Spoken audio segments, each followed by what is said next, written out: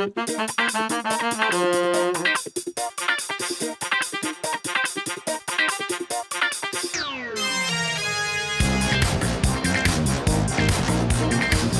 to episode 48 of the Champagne Comedy Podcast, where we talk about the best Australian comedy show from the 90s ever made, Frontline, and other D-Generation comedy tidbits. My name is Matt, and joining this podcast today is Alison, Daniel, Kim, and Tony.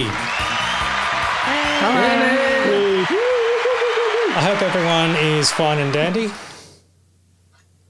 Yep. I wouldn't go as far as dandy, but yeah, fine. Cool. All right, we've got a huge show today, whenever you're listening to, and we'll get straight into it.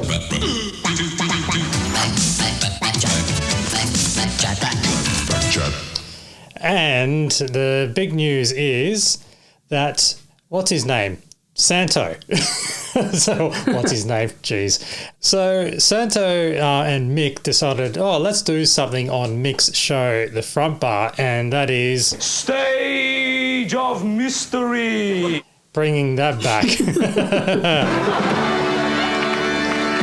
And what had happened is that Andy Marr decided to mention that it's been, quote, 30 years to this day, unquote, which... Come on, bring out that stamp. Which you don't even need to be. You don't need to be a pedant. It's just wrong. No, I was yelling at the TV.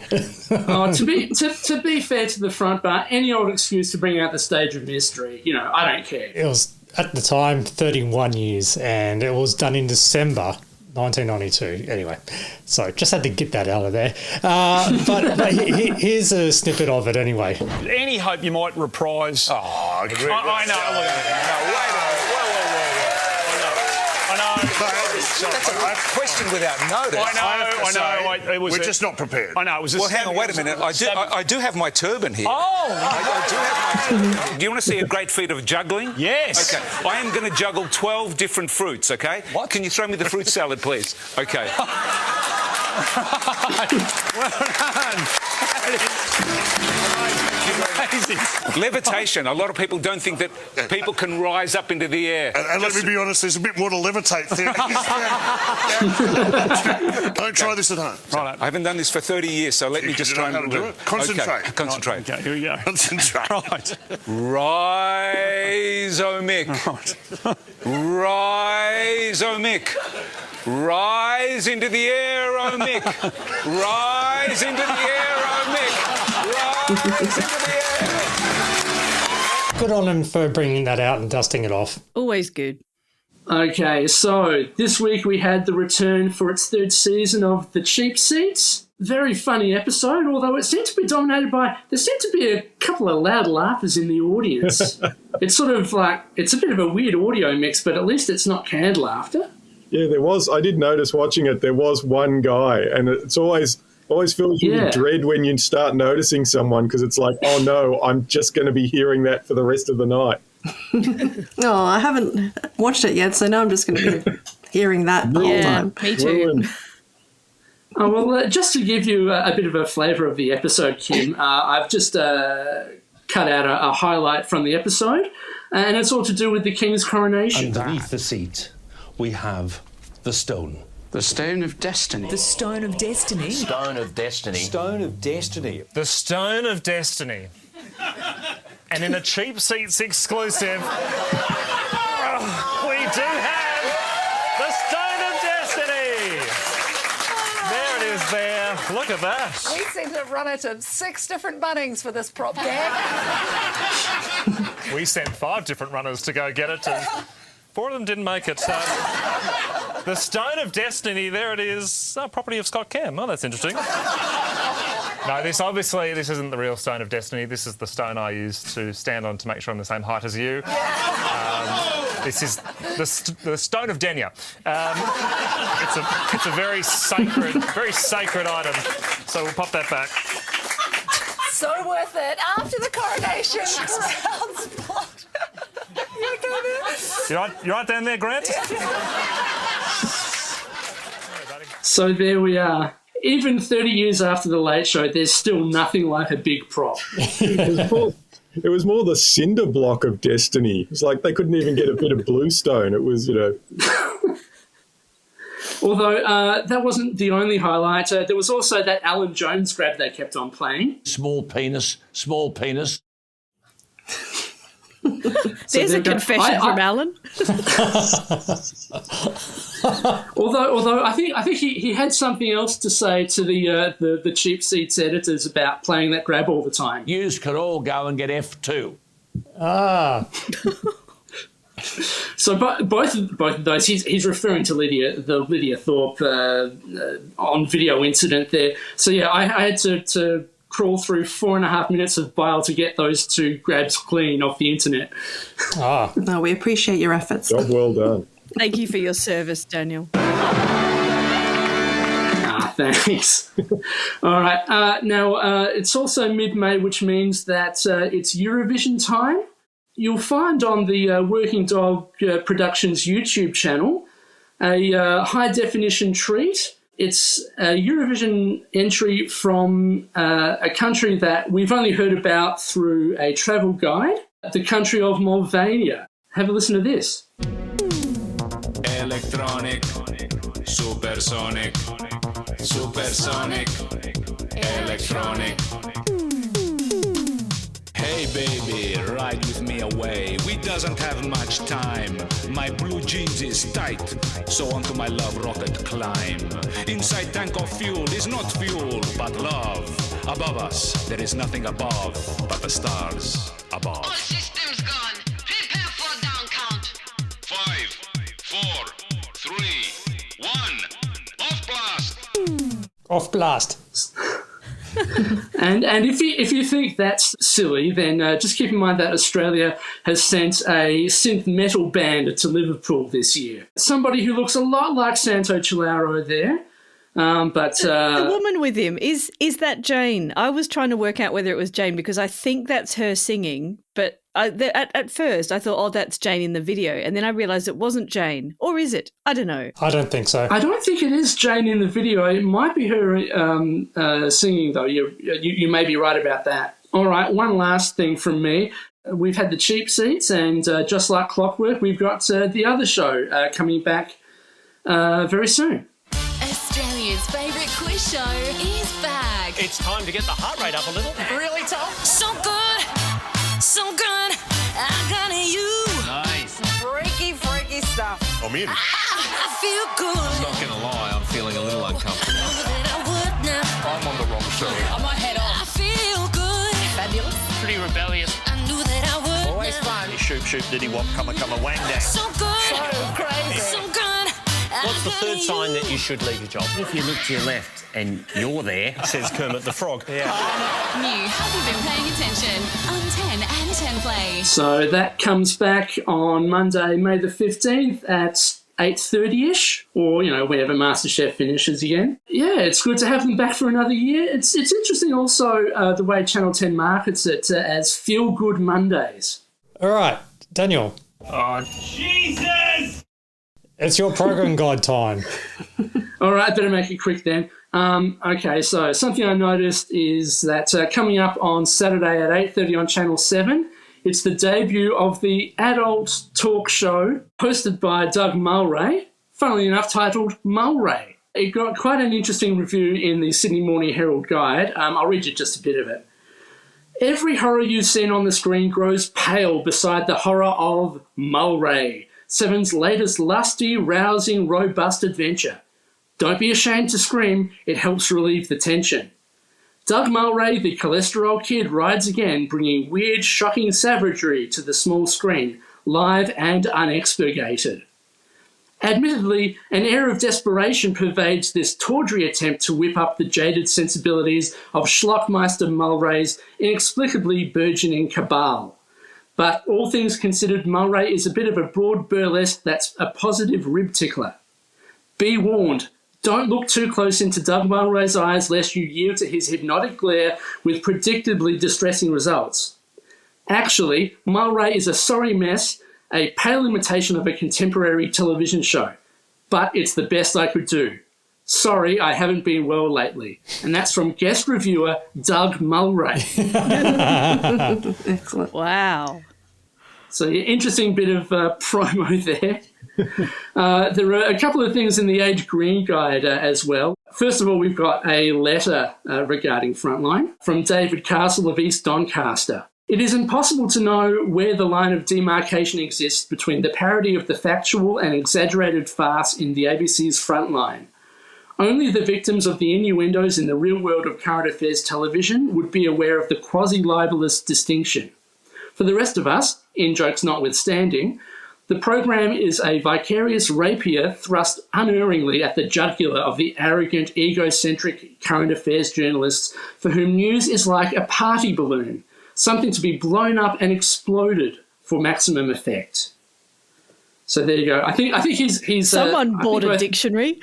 Yeah, both David Castle and Doug Mulray both reading from the same dictionary. Yeah, I don't think you can have a vicarious rapier. I'm not sure that's a thing. I'm just making sure I read that right. Yeah, the program is a vicarious rapier thrust unerringly at the jugular of the arrogant, egocentric current affairs journalists. Like you can have a rapier, but a vicarious rapier. No, fair enough. Well, who are we to know whether rapiers are vicarious or not? I'm sure many know are. If you've been stabbed with one. The best I can do is to cop the occasional pedantry stamp, and that hurts enough as it is, let alone rapiers. Yes, we really need a grab that someone just going rapier. Done. I think that might be misconstrued, Tony. We got it. Thank you. Rapier. Now, also, we've had a lot of talk about G-codes the last few episodes. Oh, no, not G-codes again. There's just a little teensy bit more. There was like a little addendum in the corner of one of the pages of the Green Guide. God save me. It's headed Traps for G-code users. Remember, every day's G-codes are different, even for programs which may run on more than one day. For example, Monday's ABC News has a different G-code to Tuesday's. If you miss recording a program on one night and want to record it on another, there is no point using the original G-code. You must change the code. Some readers have questioned the accuracy of Green Guide's codes after checking, for example, Monday's codes on a Tuesday. All G-codes change each program day. You must use the relevant code from the relevant day. If you fail in an attempt to record any program using the G-codes, please check that both the VCR and G-code device have been set up according to the instructions. Oh, so okay. there we go. Is that all clear for everybody? And people wonder why G-codes didn't take off.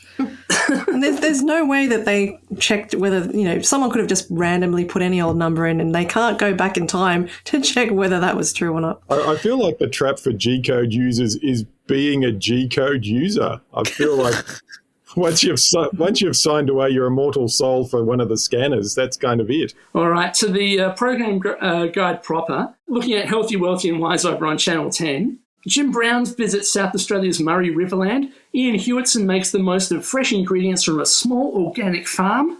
Peter Werrett takes us to an automotive training centre of the 90s. And Ronnie Burns reports on keeping gutters clean and safe. And Lynn Talbot joins a camel safari. Where's Tonya Todman? She must have the bye this week. That's who they were looking for with the camel safari. Like it's taken me possibly it's taken me 8 episodes to realise that Healthy, Wealthy and Wise is to these Frontline episodes what the what was happening on Hey Hey It's Saturday was to the Late Show episodes we did. Yeah, I'm now on Todman watch. That sounds disturbing, but trust me, it's not as bad as what you think. Is there a niche streaming platform for all these old episodes of Healthy, Wealthy and Wise in the same way that there is with Hey Hey It's Saturday? Because, some of these segments sound really, really fascinating. They're in the Healthy, Wealthy and Woggy library. Okay, I'll look that up later. It's a set complete. There we go. All right, not to be outdone, Channel 7's got Talk to the Animals at 7:30, where Steve Oemke meets a deaf dog and his dedicated owner, and Kelly Pomeroy visits the Northern Territory Wildlife Park. I went to university with Steve Oemke. There you go. Do you reckon he's got the wherewithal to do a Deaf Dog story sensitively? He was one of the producers of, and I can't remember the name of it, the movie that came out like 10, 12 years ago about a sheepdog that was protecting fairy penguins down at Warrnambool. Oh, Oddball. Oddball, yeah. His name is in the credits of that. So he knows his dogs. And on SBS at 7:30, we've got Les Murray and Johnny Warren presenting a comprehensive roundup of highlights from the 1994 World Cup from San Francisco. So, yeah, that's at 7:30. And then in a similar vein, at 8:30, we've got Boy Next Door, A Portrait of Boy George, an insight into the turbulent life of the British pop survivor. So there you go, something for everybody. He was a survivor in the 90s? What is he now? Well, thankfully, he's still a survivor. Well, yeah, but that's what I mean. If he was just surviving in the 90s, it's like 30 years on and he's still going. He must be, Yeah, well, it's good. I'm not saying it's a bad thing. I'm just saying he's been surviving for a long, long time. Yeah, time for another episode of that. So, yeah, just a very slim Venn diagram there on SBS, really. Soccer and Boy George. All right, that's it. Thank you, Daniel. All right, who's up for the intro? And it won't be me again after last episode's extravaganza. But I'll do it if you need someone to. Oh, no, yeah, fair enough. All right, you talked yourself into it. All right, here we go. It's a highly anticipated gig. Oh, definitely. Bring it on. So make sure your vocals are all warmed up, your golden tonsils. Right. You're going to have to count me in or something. Oh, yeah, I'll count you in. Feel free to sing it even. Okay, here we go. So... Hello, I'm Tony Morris, and this is Frontline Season 1, Episode 8, The Art of Gentle Persuasion, broadcast Monday, June 27, 1994. Great stuff. That community radio course has paid off, finally, 30 years later. Fantastic. All right, and the synopsis of this episode, Mike is planning a story, but others convince him to do a so-called expose on tabletop dancing. When a crocodile victim's husband won't give a story, Marty goes to extreme lengths to get one. This episode, overall for me, I believe was very dark. I think the thing with Frontline is that it doesn't get laughs out of the serious stuff. Like, we're not getting laughs at the woman who's been attacked by the crocodile or particularly about the tabletop dancing. What we're getting laughs at is, Mike and Jeff and others, stuff that Marty says, so it's fine. Like, thankfully it does start fairly light with Brian wanting to do a story about the tabletop dancing. But this starts laying the ground of basically the title of the episode, the whole thing behind it. So it starts from the very beginning of Persuasion, and Brian is saying it's all about how you approach it, though Emma points out, should Mike be part of it? Let's open up the scriptures of Mike. I think viewers will be pleased by a new Frontline this year. No more hidden cameras, foot in the door, and no more of that titillation and nudity of other current affairs shows. Why did you say that? You wrote it for him. Yeah. Those sorts of articles seemed to crop up every single summer before they'd return from summer break, about how it's all going to be new and it's all going to be above board. Then everybody seems to forget that, like about a month after they come back. Yes, it's surprising that Brian even thought to write that when, the next minute it's like, no, we're just going to, we can't be seen as sleazy. Oh, yes. So we'll just do it in a way that's, very thought-provoking and, we'll make sure that the audience actually sees it in the way you want to see it, Mike. Mike's kind of like an Emma in this, isn't he? He's a bit more ethical in his approach. Yeah. I think in the current affairs game, you've got to just be completely blind to the contradictions, because as we see in this episode, they'll rail about why can't we get this story, and then if something happens to them that's basically exactly the same, then they get very upset. So you've got to be completely blind to these contradictions. I think in Frontline, Brian is, and Marty is, and Brooke is, but Mike and Emma are a bit more. They're just not able to kind of, ignore the contradictions, and that's why Emma particularly gets quite upset sometimes. She's sort of the voice of the audience. She's kind of the voice of reason in this, but the others are just kind of, whatever. I don't care. But as Brian points out, she can leave any time and she still chooses to stay there. Yeah. After Brian pushes Mike to get on board using the art of gentle persuasion, Kate barges in with a potential exclusive of a crocodile attack and the victim's family returning home. And the father is not speaking, so Marty is on the case. I guess this is the most serious part of Frontline that I've really come across so far. Yeah, I think, and it's like Marty really wants to kind of, I guess, I don't know if he's trying to impress Brian or just trying to do his job, and he's doing whatever he can to actually get in there and get the footage, even though, unfortunately, it's a very sneaky way of doing so. And, yet everybody just seems to just think it's normal. But, you do have people like Emma stepping back and going, like, why are you doing this? Brooke is taking an awkward mobile conversation in the bathroom. Bit misleading. Yeah, it is, because I guess my mind went to, is she pregnant? And, well, we'll find out later if she is or not, but, probably not.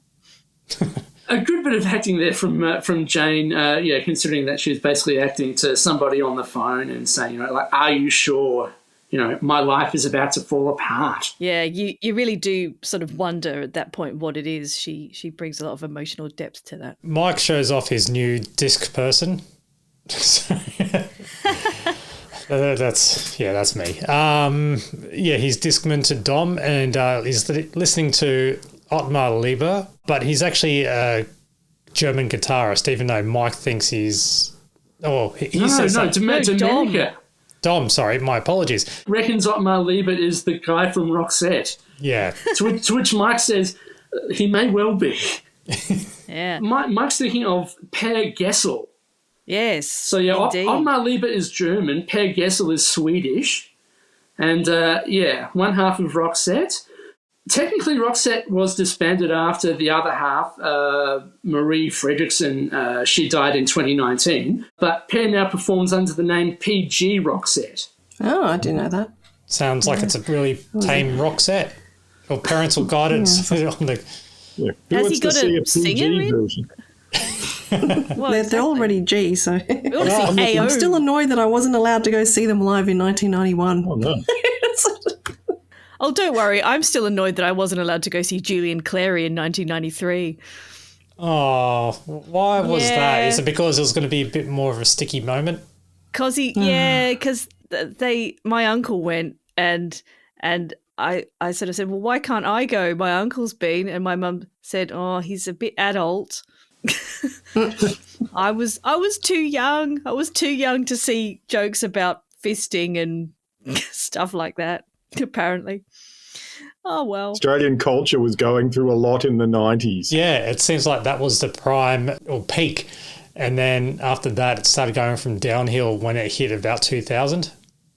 Or after, I guess, it hit its peak in Full Frontal, and when Totally Full Frontal came out, it started going down. I think you're going to have...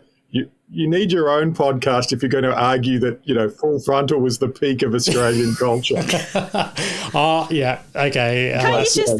What you should do, it's John Howard's fault, okay? Think about it. Comedy under Labour was much better, right? Then you get John Howard and it goes steadily downhill again. Oh, but, Martin Malloy. Yeah. Okay, well, there's always the exception that proves the rule, although technically, of course, Martin Malloy started in the Keating era. Well, yes, but it wasn't until Tony got to bust out his John Howard impression on a regular basis that, it reached the pinnacle of Australian humour. Well, that was the beauty of John Howard for Tony Martin, because he had a radio show at the beginning of Howard's career and of being Prime Minister, and then also at the end with, get this. All right, Tony Martin is the exception that proves the rule. But all other comedy in the Howard era was shithouse. Yeah. Well, the thing is, though, that now that you've pointed that out, that's going to be, have to be the lead when John Howard does finally kick the bucket. That it's like, on this podcast, at least it will. Yes, a career bookended by Tony Martin. Yeah.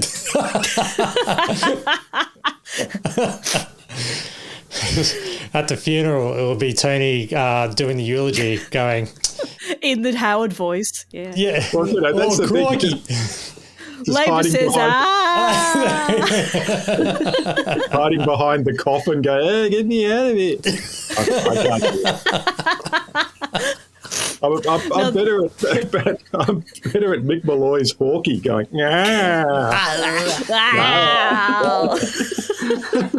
You almost turned into Blakey then. I think can do. Okay, you butler. Right, you are. This butler's dead out. This podcast was due out 10 minutes ago. You were talking about Frontline, I believe, at some point. What? I've got one other impression. I can do Homer Simpson. I'll save that for the next episode. I'll use that as the opener. How about that? What you need to do is, like, if the numbers are low on, people here, just go, and today's special guest, Homer Simpson, and then just start your impressions. Welcome to Frontline. This your podcast? Yeah, fuck this. All right, sorry. So we doesn't say fuck. I know. It'd be great if he could. He could now that it's all on Disney Plus, couldn't he? He could. The problem is, from what I can gather, you get one in American movies as long as it's not directed towards anyone or about anything. But yeah, it's like if you stub your toe in a movie, you can say F. If somebody, annoys you, you can't say F you. Well, you can, but your movie goes up to, I don't know, R in America, probably. Well then, back to Brian's office. This is relevant because I remember there being a censored F-bomb in Frontline. This episode. Oh, there is actually. It is relevant. It is very relevant. Yep.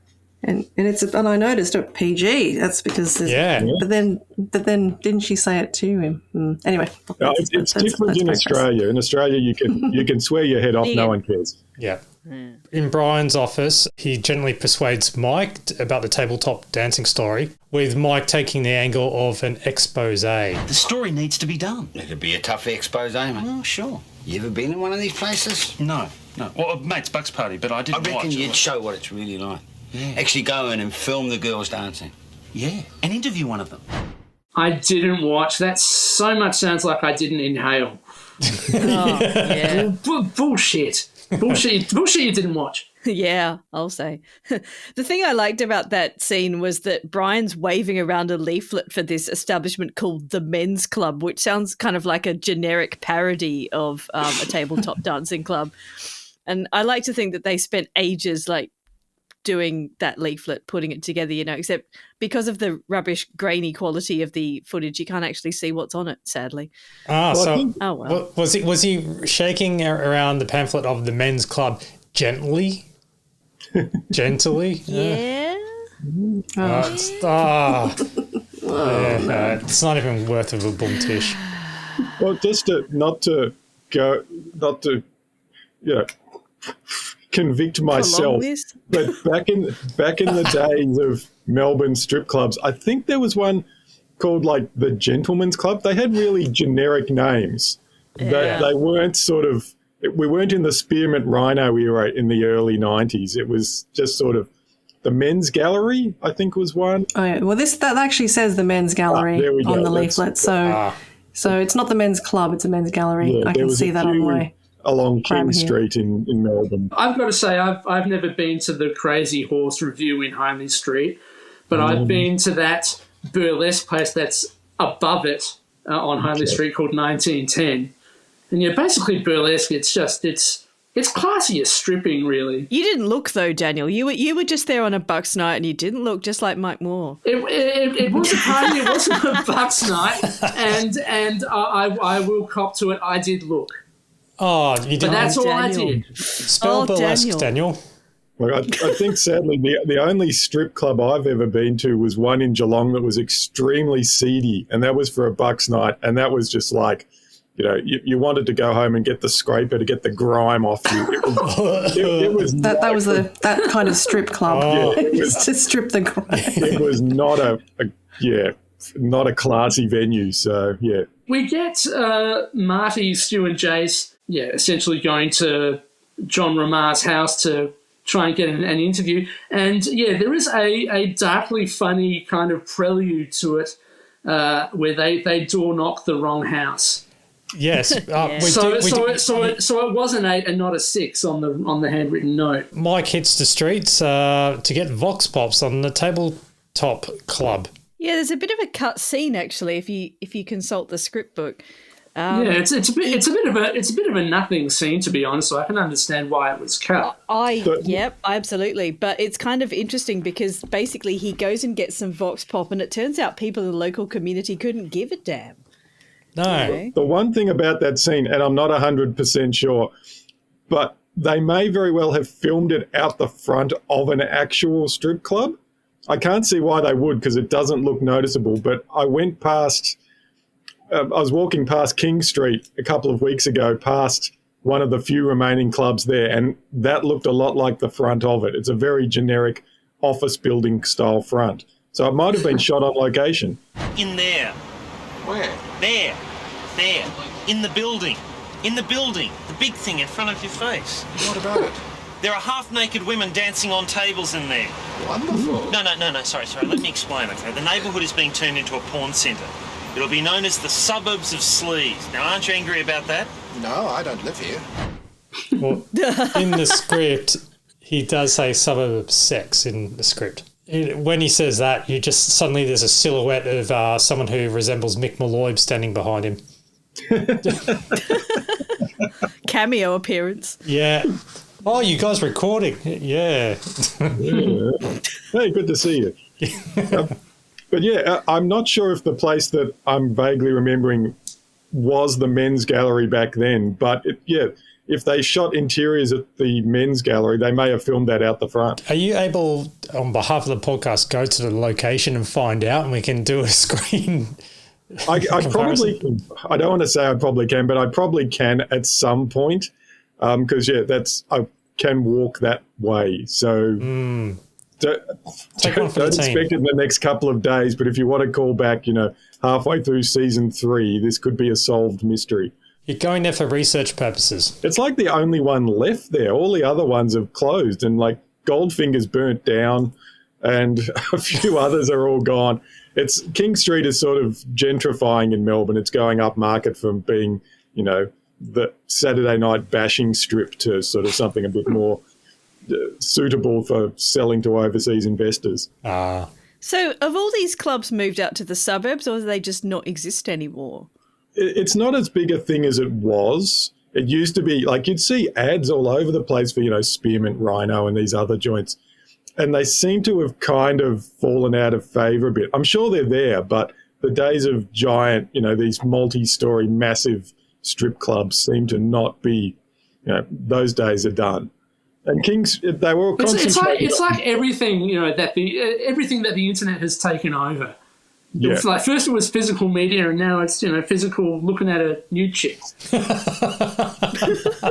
Yeah, maybe it was the current affairs shows covering all of these themselves. People didn't need to go there; they just watched Frontline. If Frontline had have done the story today, it'd be the superhighway of sleaze.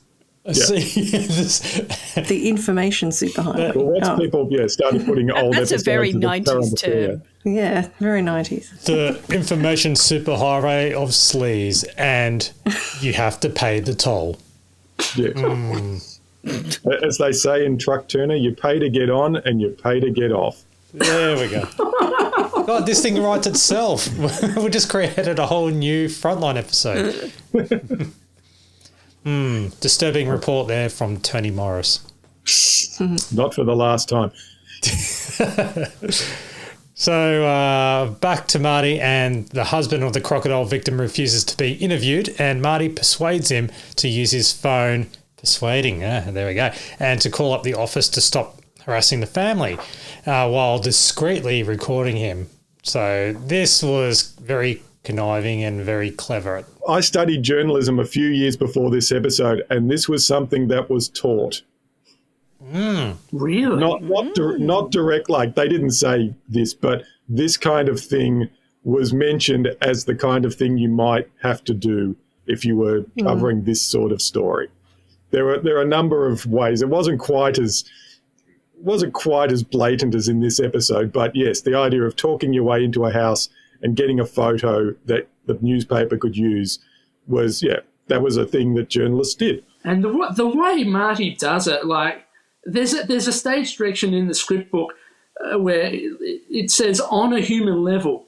And, he goes, like, we didn't want to come. We're sorry for the intrusion. You've got our sympathies. And, can we use your phone?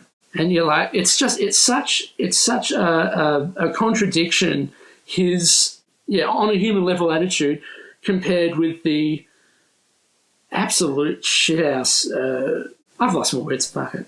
No, well, I know what you mean, but did you notice... Go on. No, he's very empathetic in that moment, isn't he? And very convincing as well.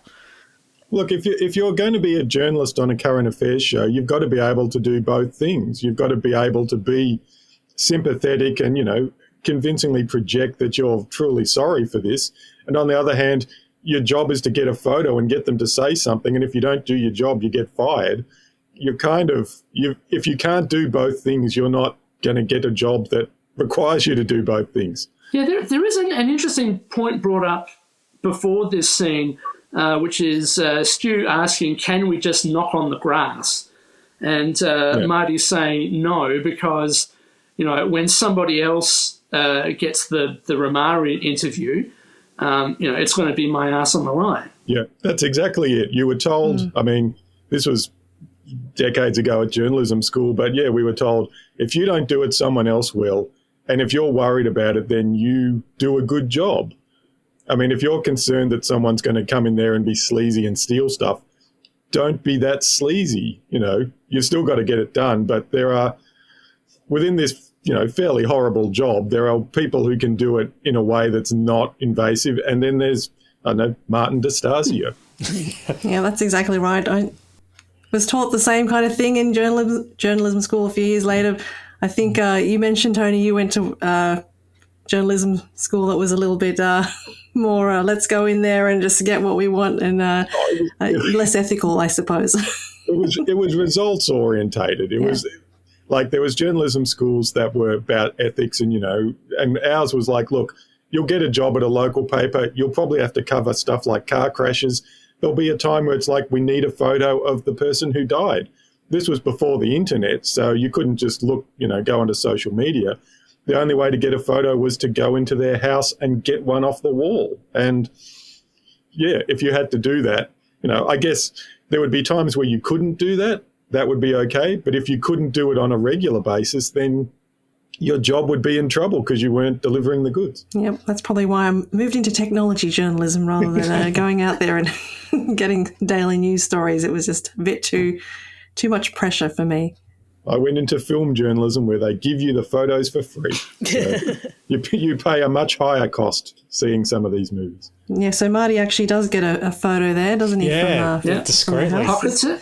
Well, I mean, that's one way that journalism, I guess, has improved to some extent. You don't have to break and enter in someone's house to get stuff. You can just go online.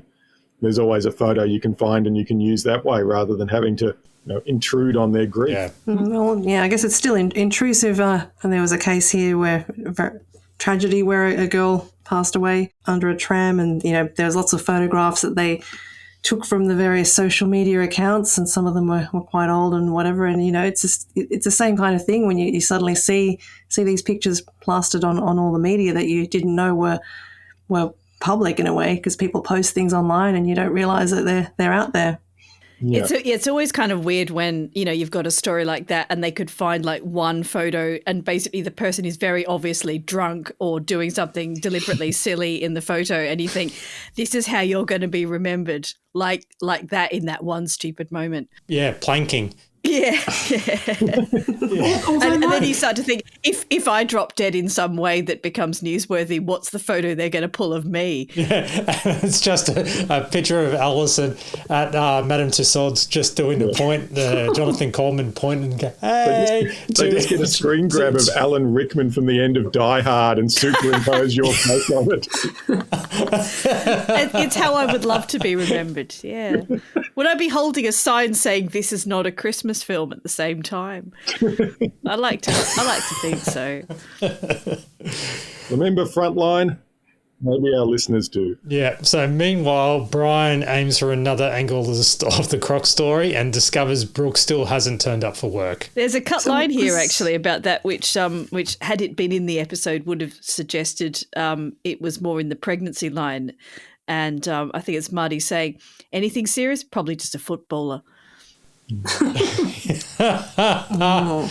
And yeah, we also managed to get Mike getting the sound grabs he wanted about the streets of Sleaze. Yeah, by standing in front of a church and to do it. Yeah.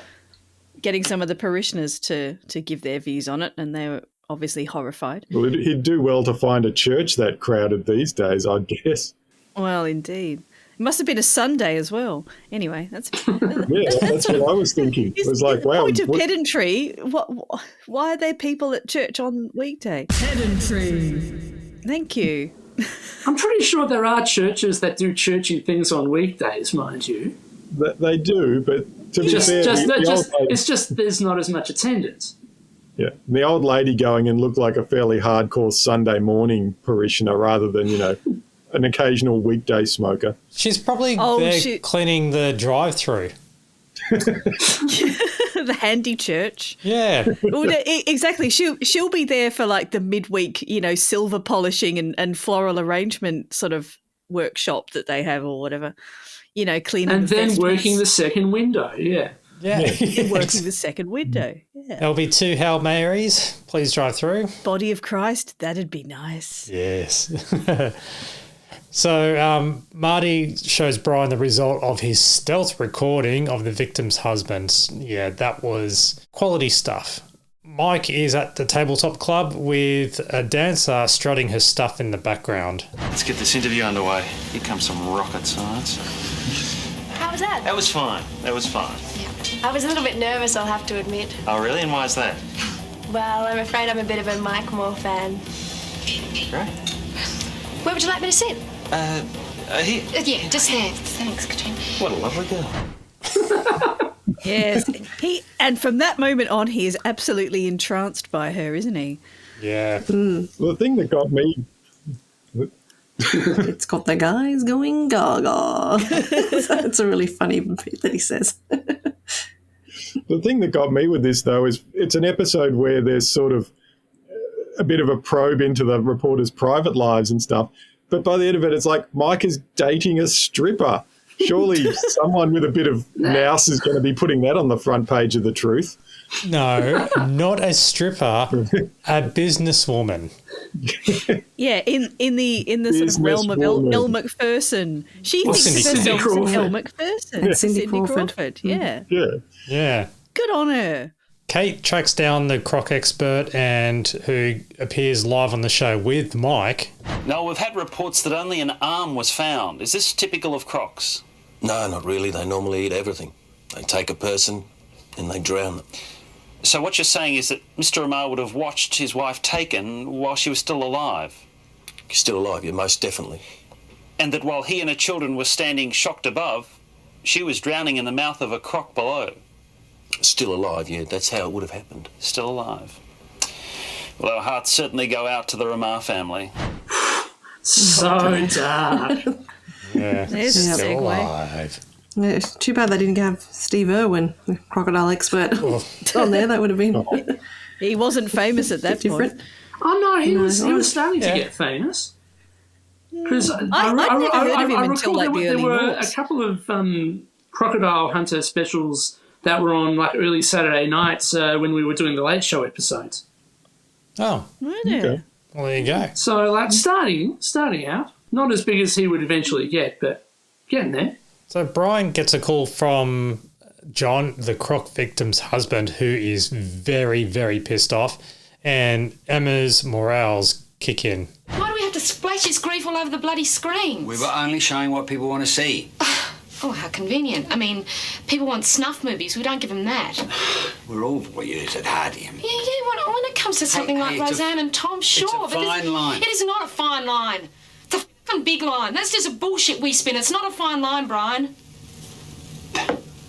The minute you don't want to be a part of this, just let me know. In the meantime, do the job. Your job.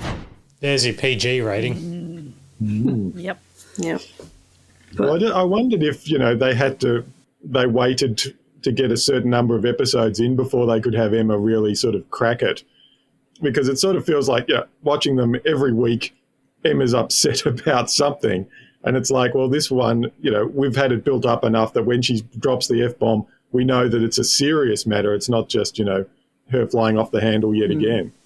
Yeah. Yeah, this really was sort of the heyday of that kind of reporting on those shows. I mean, I don't watch them at all now. As far as I know, A Current Affair is mostly just cranky neighbours tipping paint thinner over each other's cars. But, there was a period there where they really were sort of going pretty full on with, unpleasant stories if there were angles that they could use to put them on TV. Like, as you said before, Kim, with the girl in the tram, that's the kind of thing you could expect. 20 years ago, A Current Affair might have done a story about, the deadly menace on our streets. Would just be an excuse to show a lot of, people being very upset. The next day, Brooke finally turns up, who is a bit upset because, big scandal. No, it's horrible. Scandalous. But turns out it was all over an ex-boyfriend selling a story about their relationship to a gossip mag. Yeah. How Brooke broke my heart. Shock horror. This is where we get that contradiction, really, because certainly in the face of the Ramars, because the first thing that Brian tells Brooke is to say nothing. It always blows over if you shut up.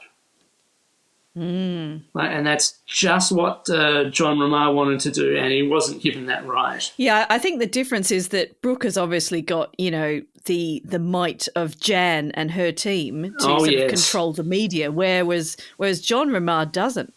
Yeah. So we see that I guess Brooke has a certain level of privilege in this, and then we get Jan coming in and suggesting, that they counter this story with some articles about the caring Brooke and about how she's going to go visit Africa and, sort of. Although she's not going back with children. She's thinking about going back. She's not actually. No, they're suggesting that she'll go back, but she actually isn't because she doesn't want to. Yeah, I think that says a lot. Yeah, it really does. Oh, look, the whole, it's very self-serving on the media's part, but you do notice over the years that there's very much sort of one rule for regular folk and one rule for people who are, inside the clubhouse. There's been a few times over the years where there's been stories and it's like, if that was a regular person that happened to, that would be, they'd go nuts. But because it's like some vaguely media-related person or just a regular journo, it's just, not of interest to the public as far as they're concerned, and they just kind of keep it under the rug. So Marty and Stu are getting their distant shots at the funeral because, if they dare get a bit closer, it's going to cause some serious issues. And Mike has a coffee with his mate Jeff, the weather guy, and showing off his disc person. And except, well, I don't know, as someone who owned a Discman back in the day, the thing about Discmen was that they would break very, very easily, and you just tap it slightly and then the whole thing just wouldn't work ever again. And so it was kind of amusing to me anyway, to see that Mike's Discman is already broken. Yeah. He's only had it a couple of days. Probably one of those Far Eastern flimsies. Late show reference. Yes. And he's talking about the tabletop story. How did your story go yesterday with the strippers? Well, they're not strippers, Jeff. Yeah, you said that they were strippers. Well, yeah, they're strippers, but they're more businesswomen, really. Oh, I mean, like a right. McPherson or a Cindy Crawford. They're not businesswomen, they're models. Yeah, but they're beautiful. Yeah. Oh, yeah. Sorry. Yes, they're beautiful. Yeah.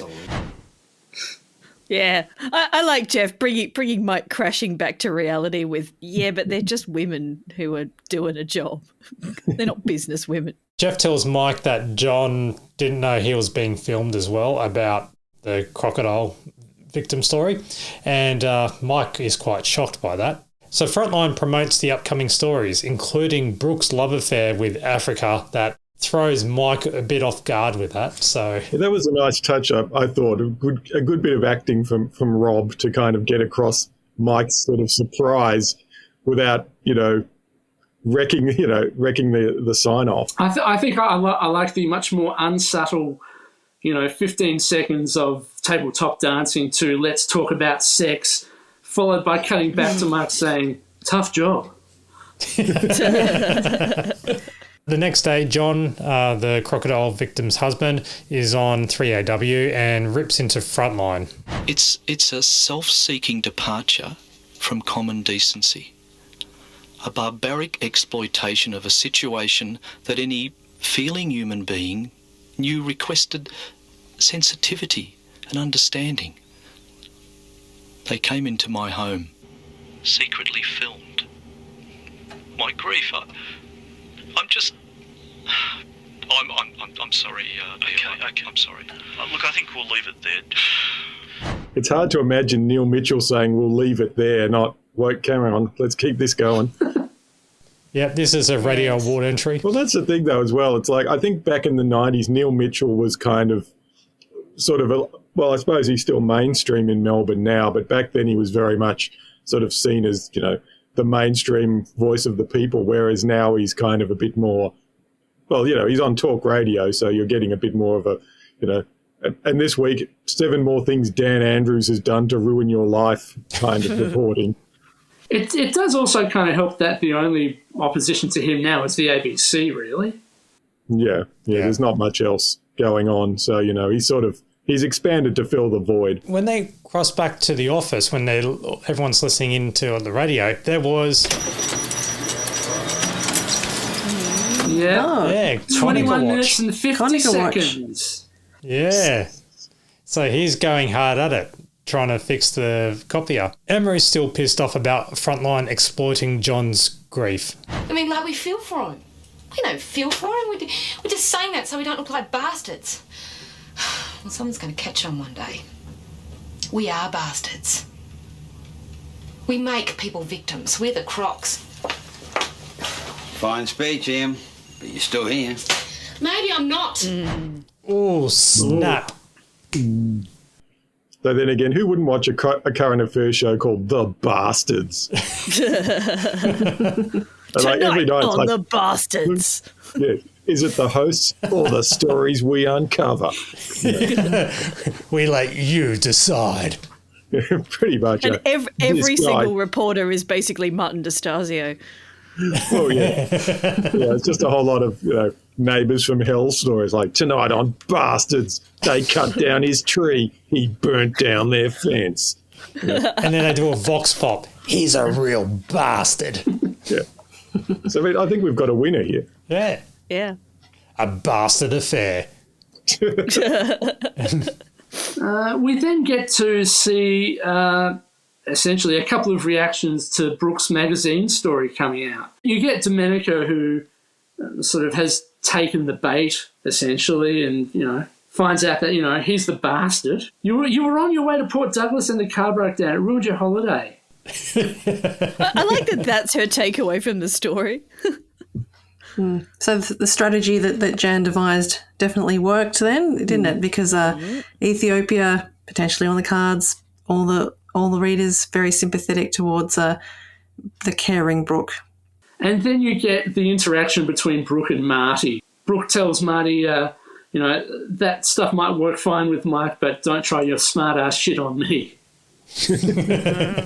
And Mike is complaining about the double standards with the story until Katrina walks in to have lunch. Lunch anytime. Yeah. He's really smitten with her, isn't he? Oh, he's in big smit.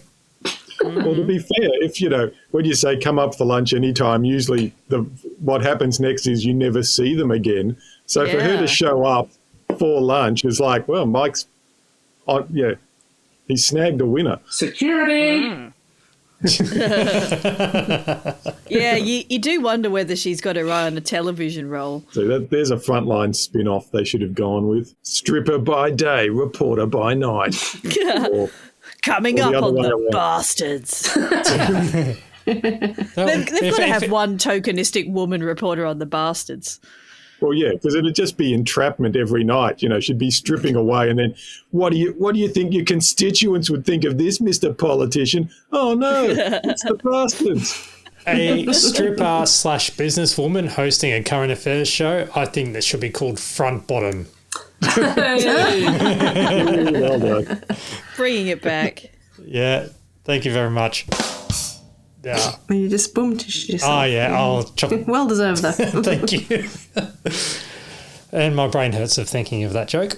Brian tries to solve Emma's morals and by inviting John, victim, husband, to come on the show live for a right of reply, and Marty's concerned about the backlash. But Brian persuades him that it's going to be all okay. Yeah, because even if we lose, we win.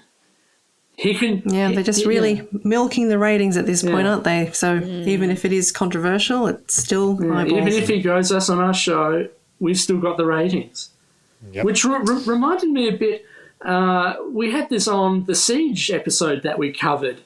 We had that clip of the psychologist on A Current Affair going Mike Lewisik. Yeah. So, of course, Emma finds out about this ruse from Marty. And Jan's fluff piece manoeuvre for Brooke does work, claiming the art of gentle persuasion. I wondered watching it what would be the equivalent today, because, back then it's like you just put the story's in Woman's Day, so you go to New Idea or whatever. Whereas now there's sort of not that kind of level of local media where you can sort of find a venue that you can really get your counter story out there. I think what usually happens is that the subject of the Daily Mail or Women's Mag article refutes it on Instagram, usually. Yeah, too. Goes, this is absolute nonsense. So Emma tells Brian that real life has offered John more money. Then we cut to the live episode, and John does rip into Mike. And even though Mike is like going, oh, hold on, I didn't deserve this, later on to Brian. And Mike calls John a public figure. And, rightly, John replies, no, I'm not. Yeah, so that's always the excuse, though. It's like the second that anything happens to you, you're a public figure and then you're fair game. No. Yeah. Well, he calls him a hypocrite, though, John. He says, he calls Mike a hypocrite, which is a nice moment. Well, see, even just participating in this podcast has made us all public figures. So hopefully that, none of us are going on like some kind of murder spree or fence-burning rampage in the next couple of years, because otherwise there'll just be Daniel G., public figure, tried to deny. Long-running dispute with neighbours. They could get from this podcast that they'll play on the 6 p.m. news. Fucking hell. You're going down, Daniel. They'll probably go with me seeing We Ain't Got Dames from last episode. Oh. Well, they'll take all your Warneke quotes out of context and attribute them to yourself. Emma ends up chasing John as he's heading out the Frontline office towards the exit and hands him a check, only to reveal that Emma had taken a page out of Brian's and Jan's book, persuading Brian for the money in the first place, paying off her guilt. That was a weird point, I thought, because I kind of thought it would be quite plausible for him to just say, I don't want your money. Like, he's been sort of quite, throughout the whole episode, he's been very sort of firm that this is a moral issue for him, that they shouldn't have done it. And for her to hand over money, on the one hand, it's like, yeah, it makes sense in the context of Frontline, but it also kind of shows why she's still on Frontline, that, she thinks that money is the solution. I mean, the episode ends there, so there's no sort of further point going on. But it just kind of felt like for him, it would have been plausible if he said, I don't want your money. She frames it, though, as something for the kids. Yeah, and I think he takes it on that basis. Yeah, But it's you know, not, I like the idea that she's staying around to mess with the system. She's kind of using the system against itself because basically, you know, he didn't ask for money, and probably real life didn't offer him money either. But she's going to make damn sure he gets something good out of it, you know, for the kids, which is 25 grand. Considering the hell he's gone through at the hands of Frontline. Yeah. I just felt like a very Frontline solution, that the way to solve a moral quandary is more money. It's also kind of the only solution though, because like she can't give him his privacy back. No. She can't bring back the wife, but she can give him some cash. So that's what he gets. That's the sort of the thing. It's like once Frontline wrecks your life, it stays wrecked. There's no sort of way out. You can put a Band-Aid on it, but it's sort of when you become the main character on these shows, you're kind of going to come out of it. Yeah, what they do is not something that's easily solved. Yeah. But ultimately, Emma had the choice to walk away from her role, and that's her way of maybe justifying the fact that she's still kind of there, is giving some money away. I mean, obviously, she does feel bad about it. But yeah, I think it was just nice to have a happy ending. Sure, it may be a somewhat implausible ending, but it's just nice to have the happy ending. Well, especially in an episode about strippers, you'd like a happy ending. Well, no, Mike does go on a date with her, so, you know, she's waiting there for him. As John Ramar leaves, you see her waiting to go on a date with him, so he's well satisfied, I would assume. Yeah, she's off to fiddle with his Discman. I think I also like the manner of speaking. Yeah. I also like the way that the scene is written out in the script book, because it's just superb writing in my opinion. Emma chases Mr. Ramar as he leaves. Emma, Mr. Ramar, I'd like to wish you all the best. Ramar is at first not sure how to take this, but then he assesses it as the first genuine emotion he's had from the media. Ramar, thank you. Emma, and this is for you. She hands over the check. He looks mystified, obviously knowing nothing about the money. Ramar, what's this? Emma, it's something for the kids. Ramar, 25,000. But how? Emma, let's just call it the art of gentle persuasion. Ramar makes eye contact with Emma. He gives the half smile of one who isn't sure how it came about, but who knows that it came about through someone who was, in the end, genuine. Brilliant. Not late show brilliant, but genuinely brilliant writing there. so that gives a bit of background as to Emma's real state of mind, I suppose, and explains a bit about it. There's also a very, very subtle kind of tap on the arm that John gives to Emma just to say thank you. Yeah. And then if you turn the page over, it says, the moment lingers as their gaze is locked. Slowly. I think you're talking about Mike and the dancer there. Oh, wait, yeah, sorry. My mistake. Cool. So that concludes Frontline Season 1, Episode 8 and the Champagne Comedy Podcast, Episode 48. Hooray! We've made it to 48. Yay. Wow. Woo. And we're getting there. Yeah, what are we going to do for the 50th episode? I mean, we can dress up all fancy, but that's not going to come across on the podcast, is it? No. We didn't do anything for the 40th or the 30th.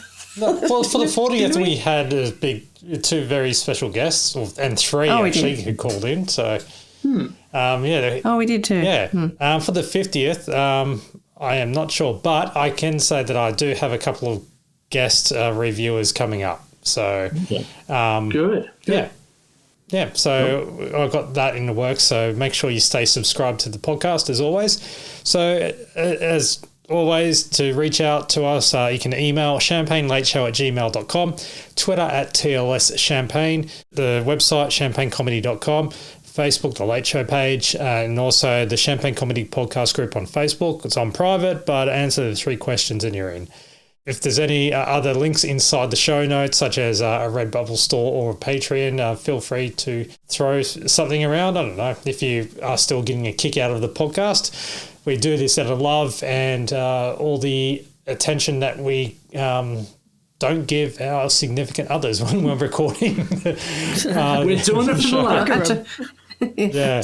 Extend my daughter's Roblox time twice during this podcast. Oh, there you go. So, as always, thank you again to Alison, Daniel, Kim, and Tony for coming on, as well as you, the listener. Thank you for downloading and listening. So we'll catch you in the next episode. See you next time. Bye. Thank you for listening to the Champagne Comedy Podcast, created by fans for the fans. For more information on this podcast, please visit champagnecomedy.com. Produced by Matt Fulton Productions, mattfulton.com.au. Yeah. Wow.